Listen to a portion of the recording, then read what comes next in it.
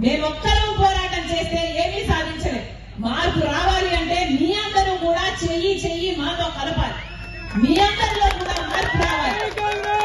మంచి ప్రభుత్వం వస్తేనే ప్రజల జీవితాలు బాగుపడతాయి. కేంద్రంలో రాహుల్ గాంధీ గారు ప్రధానమంత్రి అయితేనే మనకు 10 సంవత్సరాల ప్రత్యేక హోదా సాధ్యం అవుతుంది. ఇప్పటి వరకు కూడా కేంద్ర ప్రభుత్వంలో ఉన్న బీజేపీ అమరావతికి కావాల్సిన నిధులు ఇవ్వడం లేదు. అప్పులిస్తున్నారు. అప్పులిస్తే ఈ అప్పులన్నీ మనం ఎలా కట్టుకోవాలి? మన బిడ్డలు ఎలా కట్టుకోవాలి? భావి తరాలు, భవిష్యత్ తరాలు ఎలా కట్టుకోవాలి?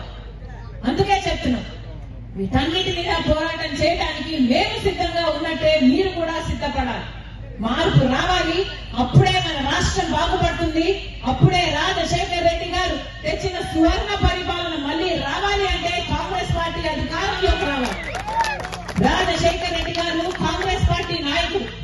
మళ్ళీ అలాంటి పాలన కావాలి అంటే కేంద్రంలో, రాష్ట్రంలో కాంగ్రెస్ పార్టీ అధికారంలో ఉంటేనే పేదవాడి జీవితానికి భరోసా.